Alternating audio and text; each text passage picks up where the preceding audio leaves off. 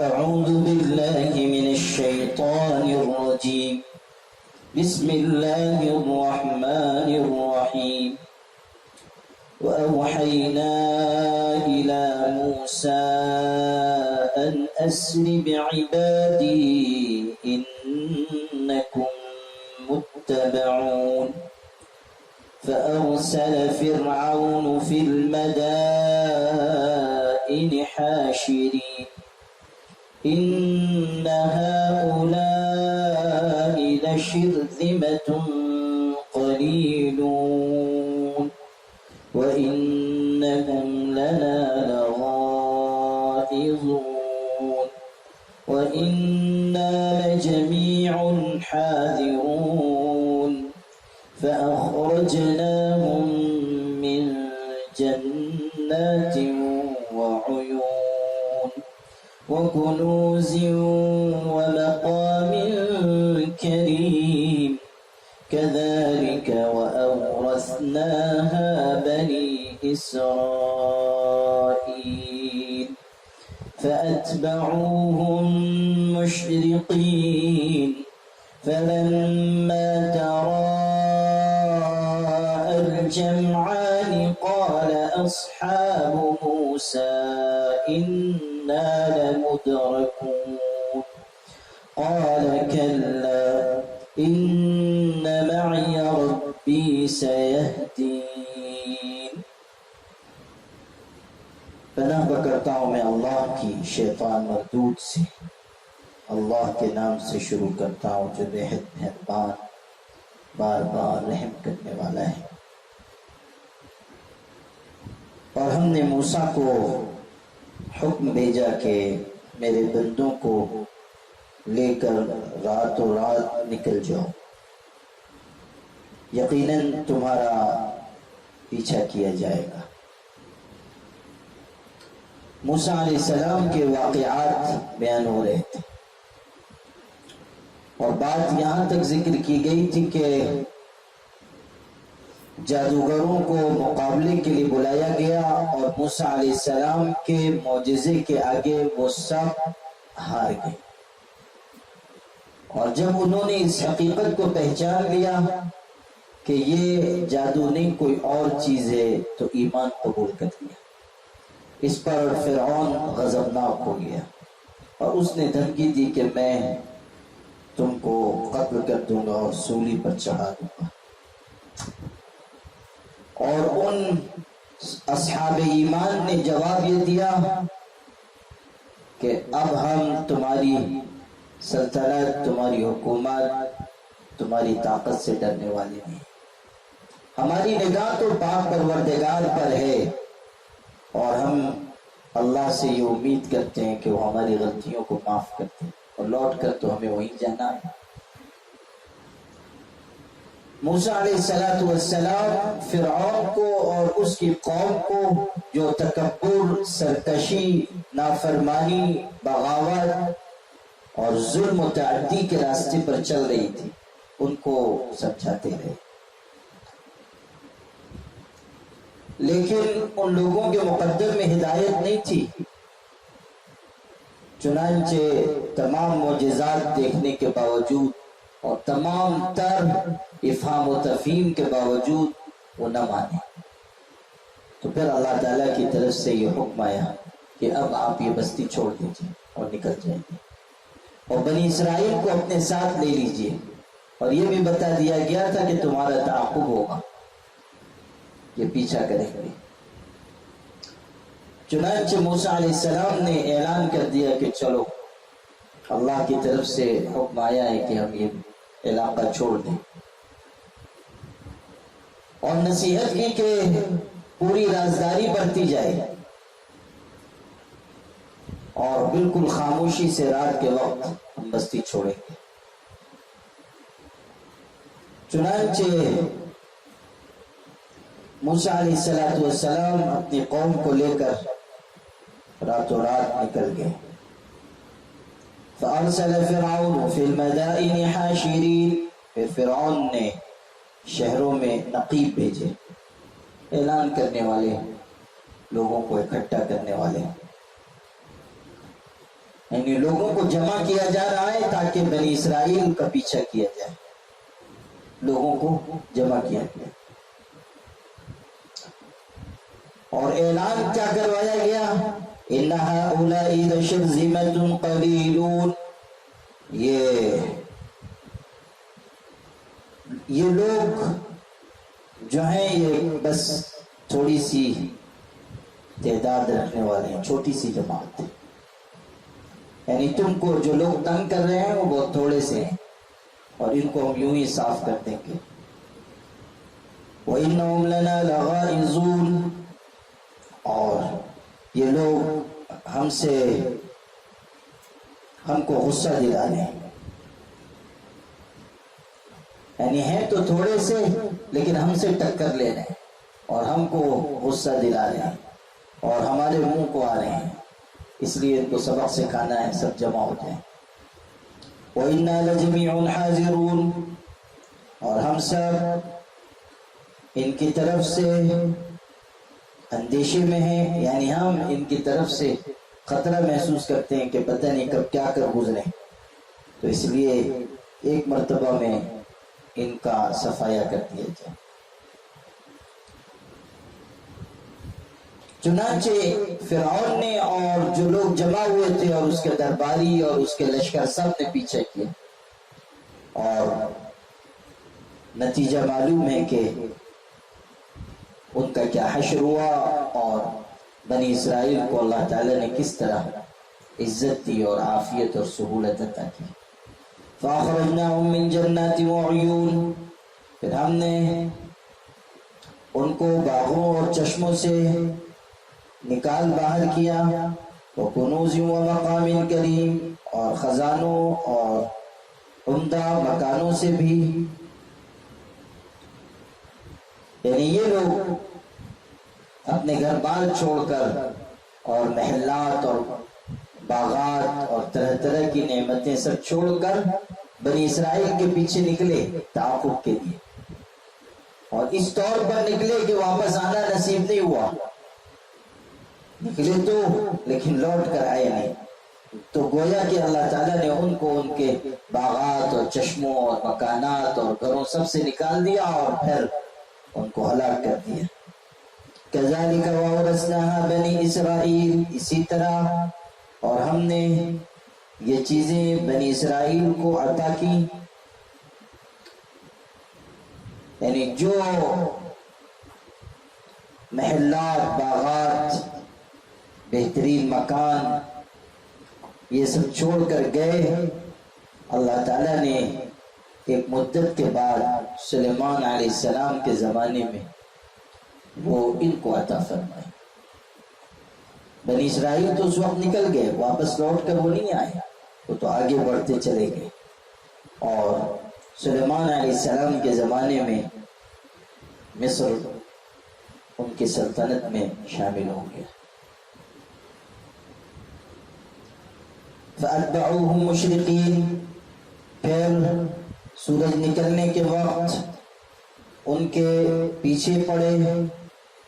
فَلَمَّا تَرَاءَ الْجَمْعَانِ قَالَ أَصْحَابُ مُوسَىٰ إِنَّا لَمُدْرَكُونَ، پھر جب دونوں جماعتیں یا دونوں فوجیں ایک دوسرے کے مقابل ہوئی، موسیٰ کے ساتھی کہنے لگے، موسیٰ کے لوگ اصحاب موسیٰ، موسیٰ علیہ السلام کے جو ساتھی تھے، کہنے لگے اِنَّا لَمُدْرَكُونَ، ہم تو پکڑے گئے۔ جب یہ صورتحال ہوئی کہ سامنے دریا ہے بحر قلزم اور پیچھے فرعون کا لشکر ہے، تو بنی اسرائیل نے حضرت موسیٰ علیہ السلام سے کہا، وہ بڑے جلد باز لوگ تھے اور صبر بھی ان میں کم تھا، وہ کہنے لگے کہ موسیٰ، مصر میں مرنے کی جگہ کم تھی جو تم نے ہم کو یہاں لا کر ہلاک کیا، ہمارے سامنے دریا ہے اور پیچھے دشمن کا لشکر ہے، بے موت مر گئے، سامنے بھی جائیں گے تو ہلاکت اور پیچھے بھی ہٹیں گے تو ہلاکت۔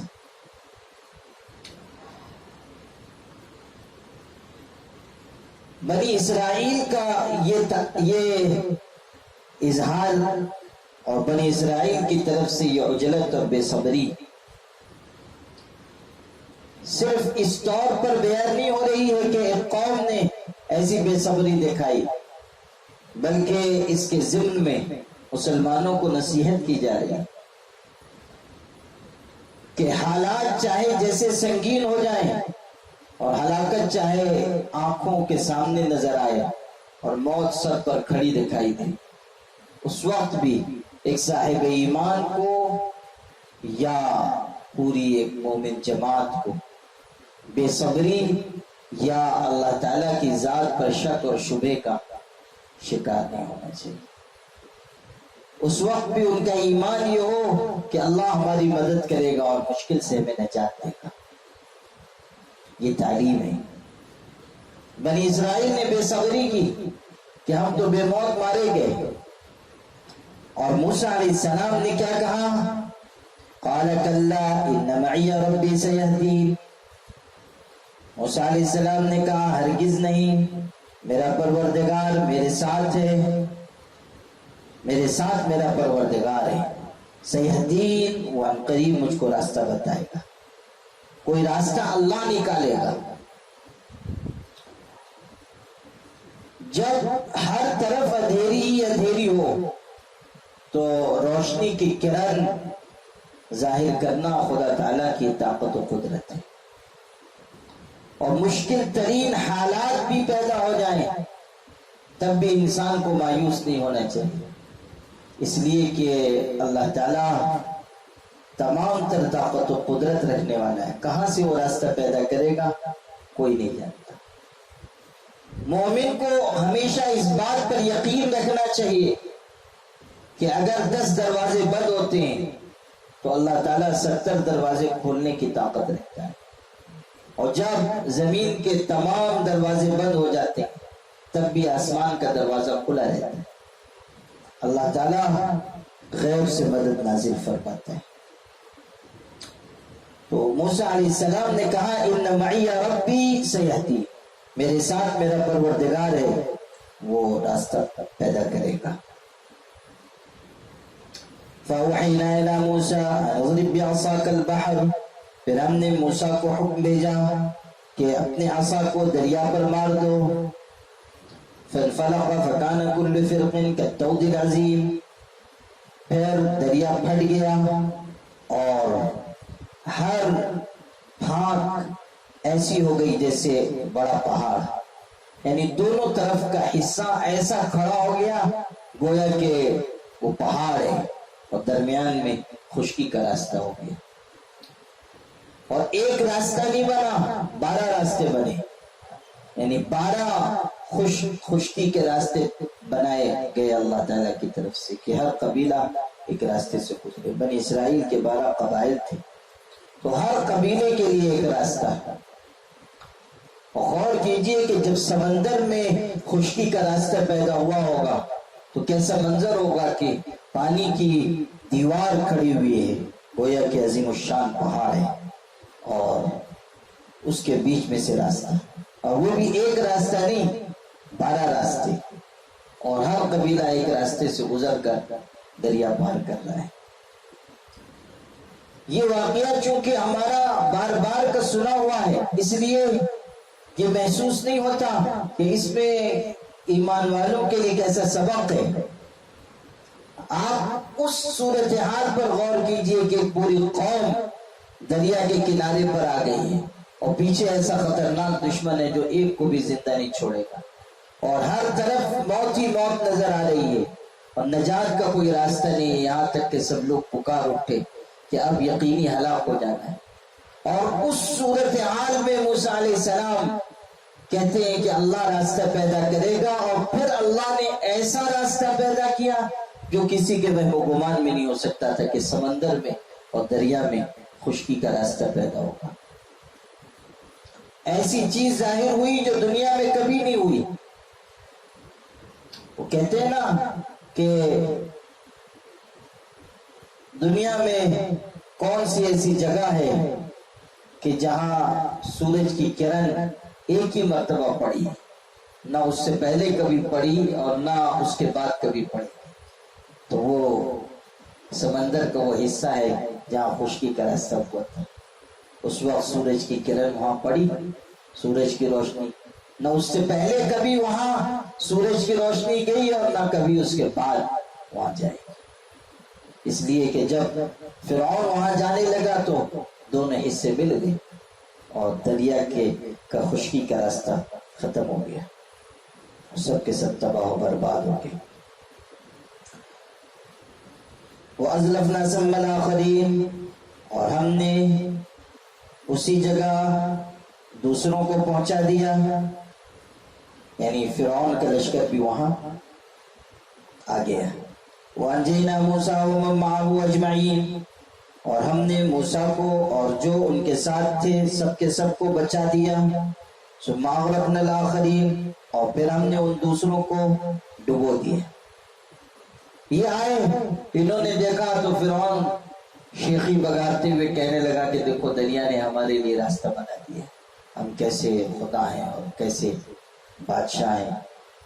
بے سوچے سمجھے گھس پڑا، نتیجہ یہ ہوا کہ ذلت کی موت مارا گیا۔ ان فی ذلک لآیہ وما کان اکثرهم مؤمنین، اس میں نشانی ہے اور زیادہ تر لوگ ان میں سے ماننے والے نہیں تھے۔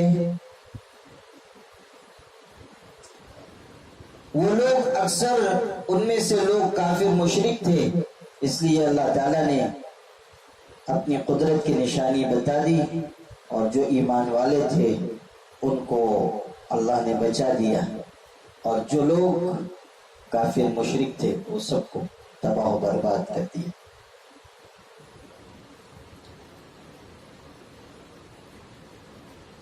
یہ جو کہا گیا کہ ان میں زیادہ تر لوگ ماننے والے نہیں تھے، بس چند لوگ ان میں سے مومن ہوئے فرعون کی قوم میں سے، جیسے خود اس کی بیوی حضرت آسیہ وہ مسلمان ہوئی، فرعون کی بیوی حضرت آسیہ وہ مومن ہوئی۔ ایک اور شخص تھا جس کا تذکرہ قرآن میں آیا ہے، قال رجل من آل فرعون یکتم ایمانہ، آل فرعون میں سے ایک شخص تھا جو اپنے ایمان کو چھپائے ہوئے تھا۔ وہ کہتا تھا تقتلون رجلا ان یقول ربی اللہ، کیا تم ان کو صرف اس لیے قتل کر دو گے کہ یہ کہتے ہیں کہ میرا پروردگار اللہ ہے؟ اسی طرح اس شخص کی بیوی بھی مسلمان ہو گئی تھی، تو چند لوگوں کے علاوہ اس میں سے کوئی مسلمان نہیں ہوا، زیادہ تر لوگ کافر تھے اور تباہ ہو گئے۔ وَإِنَّ رَبَّكَ لَهُوَ الْعَزِيزُ الرَّحِيمُ، اور یقیناً آپ کا پروردگار وہی ہے زبردست رحم کرنے والا۔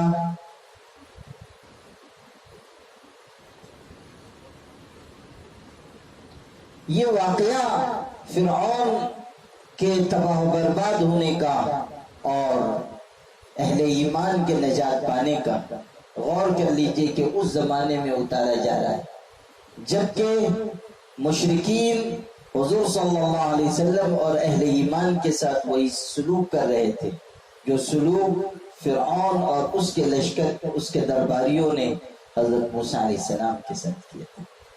واقعے کا پس منظر سمجھیے کہ سنایا جا رہا ہے کہ آج بھی وہی صورتحال ہے کہ یہ بڑی جماعت ایمان والوں کی چھوٹی سی جماعت کو نقصان پہنچا رہی ہے اور ان پر ظلم کر رہی ہے، اور پھر یہ لوگ بھی یہاں سے نکلیں گے مکے سے اور ہجرت کریں گے، جیسے موسیٰ علیہ السلام اپنی قوم کو لے کر نکل گئے تھے، اور یہ لوگ بھی مکے والے پیچھا کریں گے، اور پھر وہی انجام ہوگا جو فرعون کا انجام ہوا۔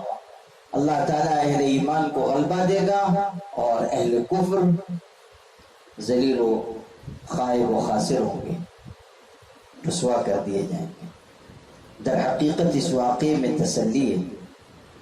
حضرت شاہ عبد القادر صاحب نے موضوع القرآن میں لکھا ہے کہ یہ واقعہ حضور صلی اللہ علیہ وسلم کی تسلی کے لیے بیان ہو رہا ہے۔ وَاتْلُ عَلَيْهِمْ نَبَأَ إِبْرَاهِيمَ، اور ان کو ابراہیم علیہ السلام کی خبر سنا دیجئے، اِذْ قَالَ لِأَبِيهِ وَقَوْمِهِ مَا تَعْبُدُونَ، جبکہ انہوں نے اپنے والد اور اس کی قوم سے کہا کہ تم کس کی پوجا کرتے ہو، یعنی کیا چیز ہے جسے تم پوجتے ہو۔ قالوا نعبد اصناما فنظل لها عاکفین، کہنے لگے ہم بتوں کی پوجا کرتے ہیں پھر سارے دن انہی کے پاس لگے بیٹھے رہتے ہیں. عاکفین وہیں آسن جمائے بیٹھے رہتے ہیں، جیسے ہم لوگ کہتے ہیں کہ اعتکاف کر لیا تو مستقل مسجد میں جا کر بیٹھ گیا، اسی طرح یہ بھی ڈٹے رہتے تھے. یہ جیسے مجاور ہوتے ہیں، یہ ہمیشہ بیٹھے ہوئے ہیں. یہ اپنے بتوں کے بارے میں تعظیم کے ساتھ کہہ رہے ہیں کہ ہم تو اپنے بتوں سے ایسی عقیدت محبت رکھتے ہیں کہ ہر وقت ان کے پاس جمے رہتے ہیں. هل يسمعونكم يستدعون، حضرت ابراہیم نے کہا کہ کیا جب تم پکارتے ہو تو یہ تم کو سنتے ہیں، یعنی تمہاری بات یہ لوگ سنتے ہیں؟ ٹھیک ہے تم یہاں پہ بیٹھے رہتے ہو اور ان کی خدمت میں لگے رہتے ہو تو یہ کیا تمہاری کچھ بات چیت سنتے ہیں؟ او ينفعونكم او يضرون، یا تم کو کچھ فائدہ پہنچاتے ہیں یا نقصان کرتے ہیں، یعنی نفع نقصان کے مالک ہیں.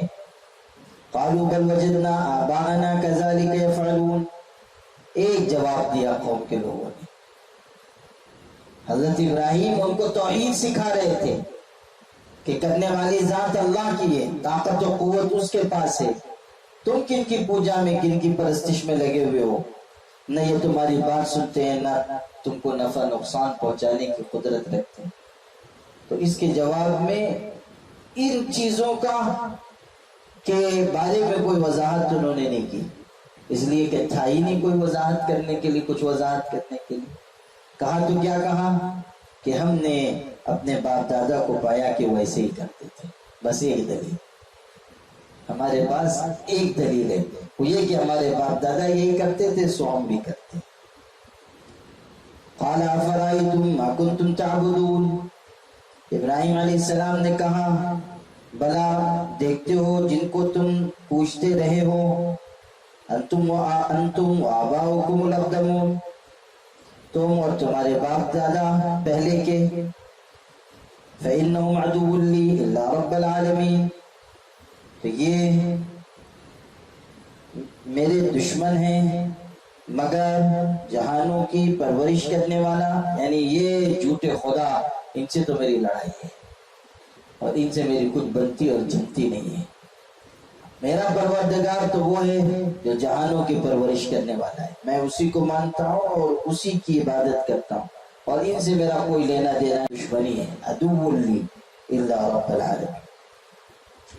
پہلے ابراہیم علیہ السلام نے بے حقیقتی بتائی کہ جن کی تم پوجا کر رہے ہو ان کی کوئی حیثیت نہیں، ان میں کوئی طاقت نہیں، اور اب اللہ کا تعارف کرا رہے ہیں کہ طاقت و قوت رکھنے والا، قدرت رکھنے والا، ضرورتوں کو پورا کرنے والا، زندگی اور موت کا عطا کرنے والا وہ اللہ ہے. تعارف کرا رہے ہیں مگر جہانوں کا پروردگار، یعنی میں تو بس اللہ کو مانتا ہوں کہ وہی میرا معبود ہے، وہی میرا مددگار ہے، وہی میرا پالنہار ہے. اور کیا صفات ہیں اس اللہ کی؟ تعارف کرا رہے ہیں.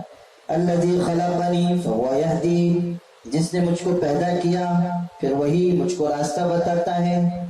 اللہ نے پیدا کیا، یعنی اللہ پیدا کرنے والا ہے. تخلیق کی صفت اللہ میں، ساری کائنات کو اس نے بنایا ہے، اور صرف بنایا نہیں راستہ بھی بتایا ہے. راستہ بتانے سے دو باتیں مراد ہو سکتی ہیں، ایک تو یہ کہ جینے کا سلیقہ اور شعور عطا کیا، اور دوسرے یہ کہ اللہ تعالیٰ نے دین کی ہدایت دی، توحید کی طرف راستہ بتایا.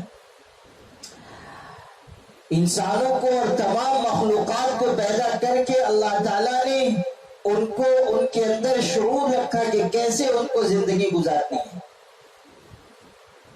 مچھلی کا بچہ ابھی پیدا نہیں ہوتا کہ تیرنے لگ جاتا ہے، بطخ کا بچہ انڈے سے نکلا نہیں کہ سمندر کی موجوں میں اتر جاتا ہے.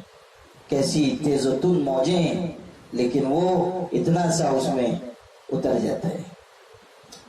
مرغی کا بچہ ابھی اس نے انڈے سے سر نہیں نکالا کہ دانے دنکے کی تلاش ہو جاتی ہے. گائے کا بچہ پیدا ہوا، اس کو معلوم ہے کہ تھن سے منہ لگاؤں گا تب میرا پیٹ بھرے گا. کس نے یہ سکھایا؟ یہ زندگی گزارنے کا شعور کس نے عطا کیا؟ دنیا میں کتنی مخلوقات ہیں، انسان تو جانتا بھی نہیں کہ کتنی مخلوقات ہیں، اور ان سب مخلوقات کو اللہ تعالیٰ پیدا کرتا ہے اور ان کو شعور عطا کرتا ہے، راستہ بتاتا ہے کہ کیسے تمہیں جینا ہے. شہد کی مکھیوں کو آپ دیکھیں کیسا زبردست چھتا بناتا ہے، کیسا بہترین نظام ہوتا ہے، پوری ایک سلطنت ہے ان کی، اس میں ملکہ ہوتی ہے اور پورا نظام چلتا ہے، سزائیں دی جاتی ہیں اور کسی دوسرے کو گھسنے نہیں دیا جاتا ہے. اگر کوئی غلطی سے چلا گیا اور اس نے کوئی شرارت کی تو پھر وہ سوجا سجایا واپس آئے گا، اس لیے کہ وہ کسی غیر کی شرکت مداخلت برداشت نہیں کرتی. شرکت غیر نہیں چاہتی غیرت میری. کوئی اور آ جائے تو پھر دیکھیے ہے چھوٹی سی، لیکن وہ بتا دیتی ہیں کہ ہمارے اتحاد کی طاقت کیسی زبردست طاقت ہے. مسلمانوں کو سیکھنا چاہیے، مسلمانوں کو بکریوں کا ریوڑ یا بھیڑوں کا غلہ نہیں بننا چاہیے کہ بکریاں بیچارگی کا نشان ہے اور بھیڑ وہ اندھی تقلید کرنے والی ہیں. سر جھکائے بس جدھر ایک بھیڑ جائے گی ادھر ہی سب جائیں گے، اور بکری بیچاری مسکین بیچاری وہ اس کو جو چاہے مارے، جو چاہے ذبح کر کے کھا لے، دودھ بھی دے رہی ہے، مال بھی سہ رہی ہے. گائے کی طرح نہیں کہ ذرا کسی نے تیور دکھائے تو اس نے بھی 2 لات اس کو رسید کر دیں. وہ بیچاری بکری مسکنت تواضع بیچارگی کا نشان ہے. مسلمانوں کو بکریوں کا ریوڑ نہیں بننا چاہیے کہ جب چاہے امریکہ ہم کو آنکھ دکھائے، جب چاہے روس ہماری مرمت کرے، جب چاہے یورپ کا کوئی ملک ہم کو آ کر پریشان کرے، اسلام دشمن طاقتیں ہم کو ستائیں. ہرگز نہیں. ہمیں ایسا طاقتور بننا چاہیے کہ ہم ان کو بتا سکیں کہ تم ستانے آئے ہو تو یہ بھی ہو سکتا ہے کہ خود اپنی جانوں کو، اپنی جانیں بھی تمہاری محفوظ نہ رہیں.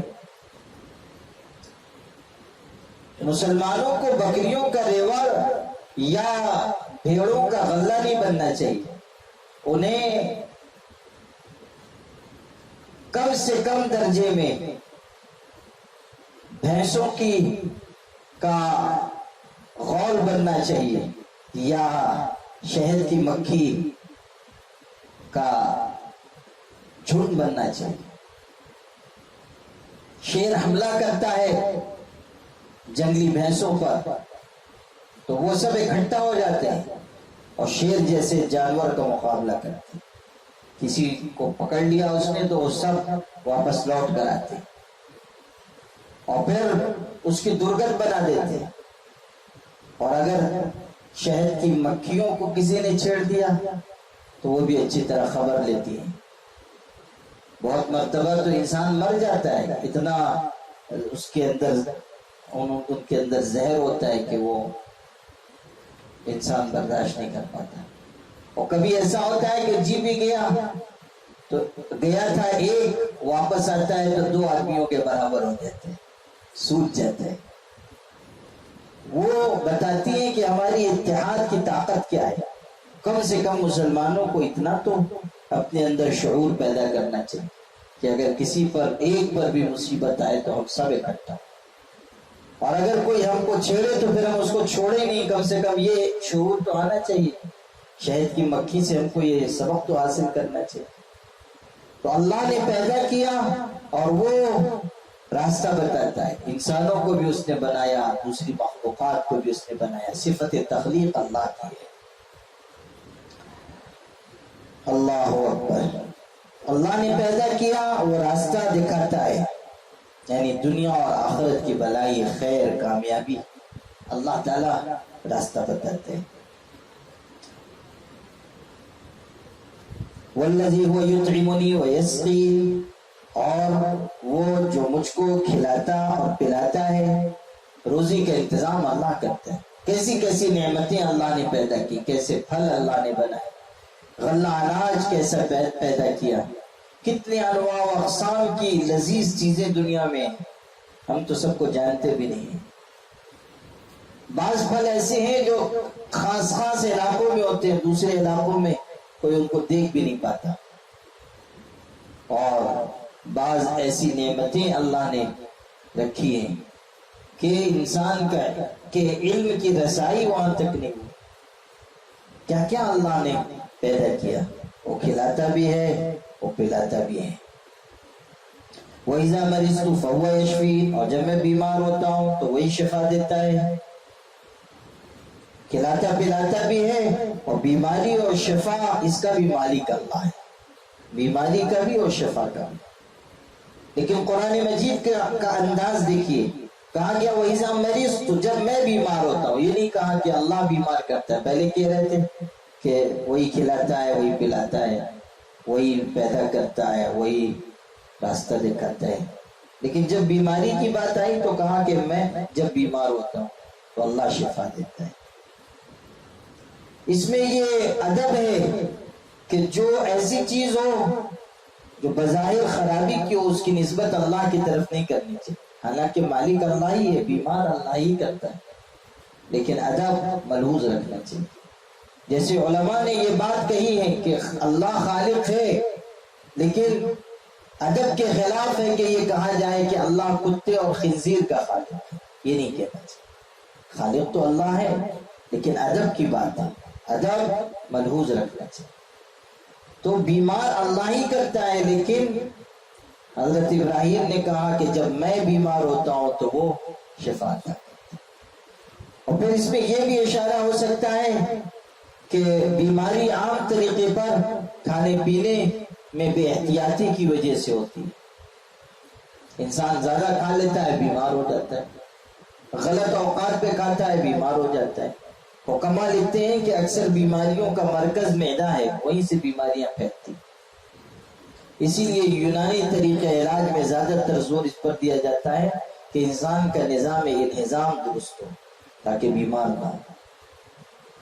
وہ اس پر زیادہ زور دیتے ہیں کہ انسان کا ہضم کا نظام ٹھیک ہو جائے، معدہ درست رہے گا تو بیماریاں نہیں لگیں۔ انسان کھانے پینے میں بے احتیاطی کرتا ہے تب بیمار ہوتا ہے، یعنی اس کی بیماری خود اس کی طرف سے دعوت دے کر بلائی گئی۔ آپ دیکھ لیجئے آج کل لوگ زیادہ بیمار اسی لیے ہوتے ہیں کہ وہ کھانے پینے میں بے احتیاطی کرتے ہیں، بے اعتدالی ہے۔ یا گاؤں والوں کے مقابلے میں شہر کے لوگ زیادہ بیمار اس لیے ہوتے ہیں کہ وہاں غذائیں اصلی ہیں، یہاں نقلی ہیں، وہاں سادہ چیزیں زیادہ کھائی جاتی ہیں، یہاں مرغن چیزیں زیادہ کھائی جاتی ہیں، اور کھانے میں بے اعتدالی تو ہے ہی ہے، احتیاط بھی نہیں ہے کہ کھا لیا تو ذرا چہل قدمی کریں، رات کو 12 بجے ناک تک حلق تک کھا رہے ہیں، اور اسی وقت جو ہے اللہم بسمک اموت و احیا، ہلتے بھی نہیں اپنی جگہ سے، وہ بستری پہ دراز ہو گئے۔ حالانکہ حکیموں طبیبوں نے لکھا ہے کہ انسان رات کے کھانے کے بعد 40 قدم ضرور چلے، کم از کم 40 قدم ضرور چلے، یہاں تک لکھا ہے کہ اگر کانٹوں پر چلنا پڑے تب بھی چلے، اس لیے کہ یہ بغیر چلے ہوئے سو جانا، رات کا کھانا کھا کر، یہ تباہی کو دعوت دینا ہے۔ عربی میں کہتے ہیں تغدى تمدى تعشى تمشى، کہ دوپہر میں کھانا کھاؤ تو پیر پھیلا لو، قیلولہ کرو، یعنی دوپہر کے کھانے کے بعد لیٹ جاؤ، اور رات کو کھانا کھاؤ تو پھر چہل قدمی کرو، تعشى تمشى، رات کو کھانا کھاؤ تو چہل قدمی کرو۔ اب عام طریقے پہ لوگ جو ہے وہ 1 بجے کھانا کھاتے ہیں، 12 بجے کھانا کھاتے ہیں، اور اس کے بعد فوراً آرام کر رہے ہیں، تو اس سے دل کی بیماری نہیں لگے گی تو اور کیا ہوگا؟ پھر ہارٹ اٹیک ہو جاتا ہے۔ کسی دن سنائی دیا کہ وہ فلاں صاحب جو ہیں وہ بیچارے بالکل صحیح سلامت تھے، صحت مند تھے، وہ بیٹھے ہوئے تھے اور اچانک گرے اور فوت ہو گئے۔ کیا ہوا؟ تو ہارٹ فیل ہو گیا۔ کیوں ہوا؟ کھانے پینے میں بے احتیاطی ہے، اس کا بہت خیال رکھنا چاہیے۔ کھانا انسان اتنے ہی کھائے جو ضرورت کے مطابق ہو، ہوس کے حساب سے نہ کھائے۔ چاہت ہے تو بس کھائے جا رہے ہیں، یہ ٹھیک نہیں۔ اور کھانے میں اس کا خیال رکھے کہ کون سی غذا کھائی جائے، یہ نہ ہو کہ ہر چیز آیت در گھسیٹ جو مل رہا ہے کھاتے جاؤ، ٹھیک نہیں۔ بعض لوگ کھانے کے بہت شوقین ہوتے ہیں اور بیماریاں پالتے ہیں۔ مولویوں کو بھی بہت احتیاط کرنی چاہیے۔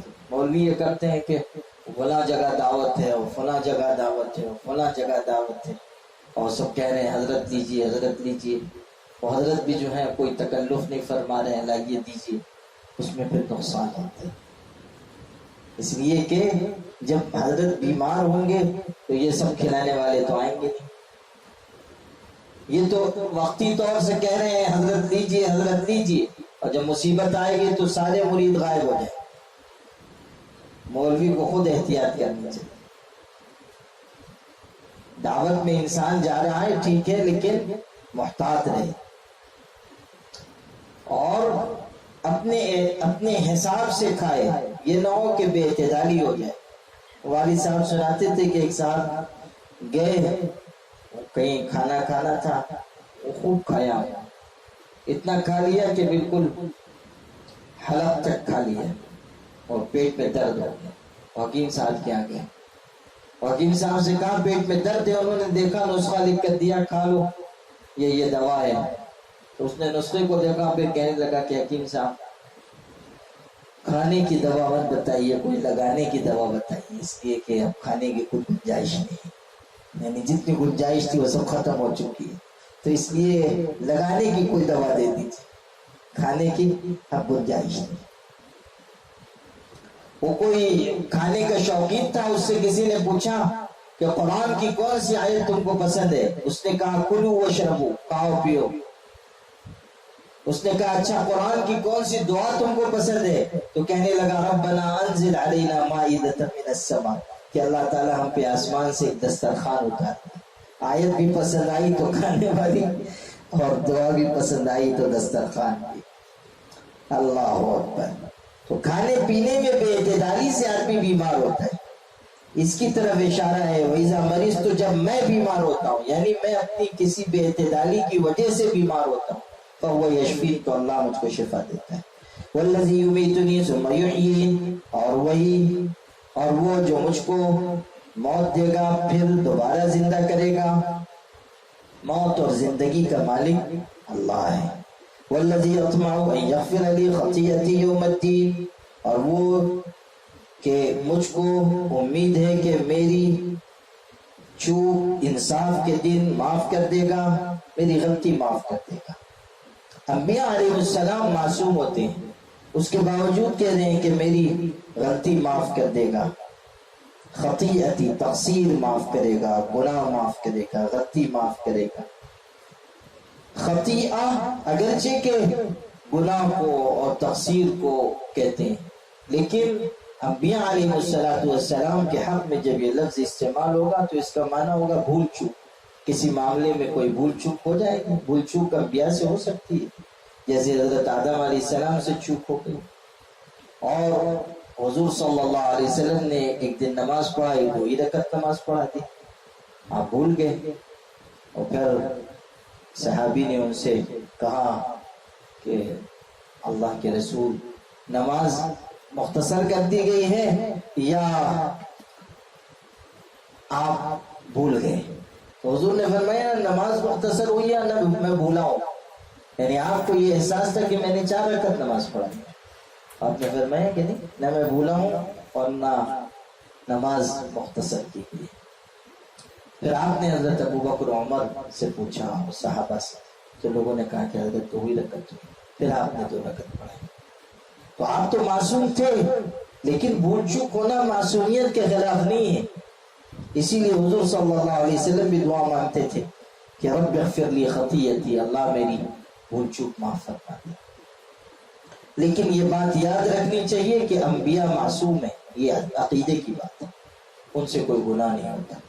رب ہب لی حکما والحقنی بالصالحین، اے میرے پروردگار مجھ کو حکمت عطا فرما اور مجھ کو نیک انسانوں سے ملا دے، نیک انسانوں سے مجھ کو ملا دے۔ یہ کیسی خوبصورت دعا ہے، انسان اللہ سے علم و حکمت مانگے اور یہ کہ اللہ تعالیٰ نیک انسانوں کے زمرے میں داخل فرما دے۔ حضرت ابراہیم جو نبیوں میں سے تھے، اولو العزم پیغمبر تھے، مفہوم یہ ہوگا کہ اللہ مجھ کو نیک بندوں میں ملائے رکھ، یعنی جو مقام آپ نے دیا ہے، جو عزت آپ نے دی ہے، برقرار رکھ۔ وَاجْعَلْنِي لِسَانَ صِدْقٍ فِي الْآخِرِينَ، اور میرے لیے بعد میں آنے والوں میں ذکر خیر فرما دے، یعنی میرا ذکر خیر بعد والوں میں ہو۔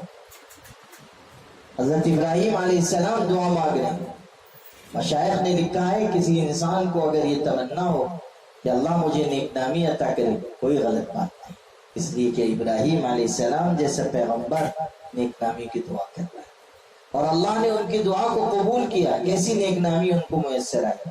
یہودی کہتے تھے یہ ہمارے، عیسائی کہتے تھے ہمارے، آج بھی کہتے ہیں، اور پوری دنیا میں 1.25 کروڑ مسلمان ہیں اور وہ نماز میں حضرت ابراہیم کا نام لیتے ہیں، کما صلیت علی ابراہیم کما بارکت علی ابراہیم۔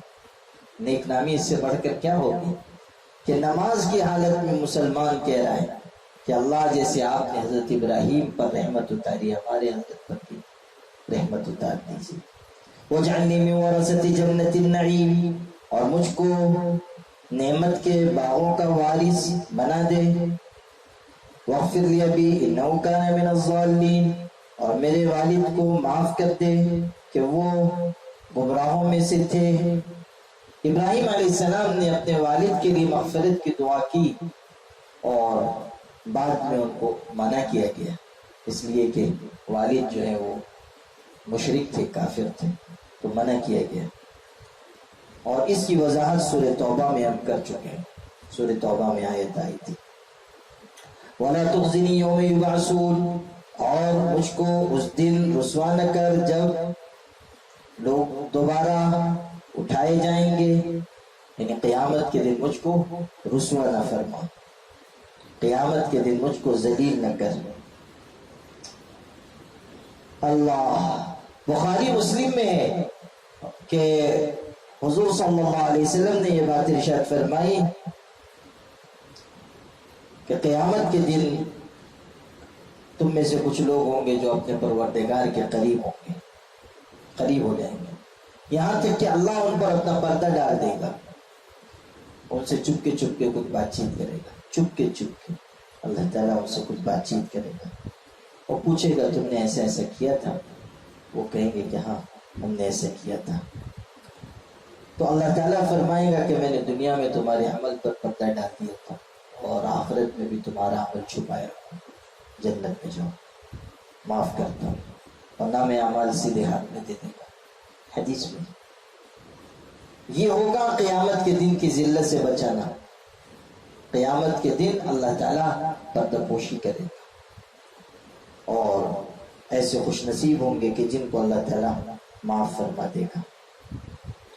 یوم لا ينفع مال ولا بنون الا من اتى الله بقلب سلیم، جس دن نہ مال کام آئے گا اور نہ اولاد، بیٹے، بنون بیٹے، الا من اتى الله بقلب سلیم، مگر جو کوئی اللہ کے پاس لے کر آیا صحت مند دل، یعنی قیامت کے دن مال و اولاد کام نہیں آئیں گے، البتہ جو شخص کفر و شرک اور شک شبے سے پاک دل لے کر جائے گا وہ کامیاب ہوگا اور مال و اولاد اس کے حق میں نفع بخش ثابت ہوگی۔